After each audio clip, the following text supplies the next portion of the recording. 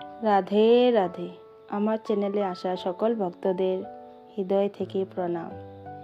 এই কাহিনী সেই প্রেমের যেখানে কথা কম আর অনুভব বেশি। এই কাহিনী রাধা আর কৃষ্ণের চোখের ভাষায় লেখা। এক ভোরে যমুনার ধারে রাধা দাঁড়িয়েছিলেন। জলে সূর্যের আলো পড়ে সব কিছু ঝলমল করছিল। হঠাৎ সামনে এসে দাঁড়ালেন কৃষ্ণ। কোনো বাঁশি নয়, কোনো হাসিও নয়, শুধু গভীর দৃষ্টি।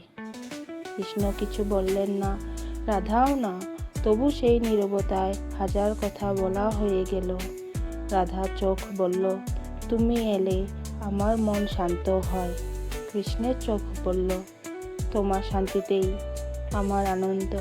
কিছুক্ষণ পর রাধা ধীরে বললেন, এই মুহূর্ত কি চিরদিন থাকবে? কৃষ্ণ হালকা হেসে বললেন, মুহূর্ত যায়, অনুভব থাকে। রাধা বুঝলেন, এই প্রেম সময়ে বাধা নয়। এই প্রেমের জন্য কাছে থাকা জরুরি নয়।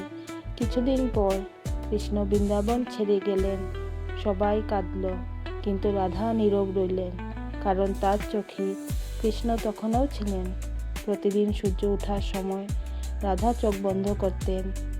বাঁশির শব্দ না থাকলেও চোখের ভাষা হারায়নি। এই কাহিনী আমাদের শেখায়, ভালোবাসা মানে সব সময় কথা বলা নয়। ভালোবাসা মানে নীরবতাকেও বুঝতে পারা। তাই তো বলা হয়, রাধার চোখে অনুভব, আর কৃষ্ণ সেই অনুভবের ঈশ্বর। যদি এই সুন্দর কাহিনী আপনার হৃদয় ছুঁয়ে যায়, তাহলে ভিডিওটি লাইক করুন এবং এমন আরও নতুন মন ছুঁয়ে যাওয়া রাধা কৃষ্ণের গল্প পেতে আমাদের চ্যানেলটি সাবস্ক্রাইব করুন। রাধে রাধে। জয় শ্রীকৃষ্ণ।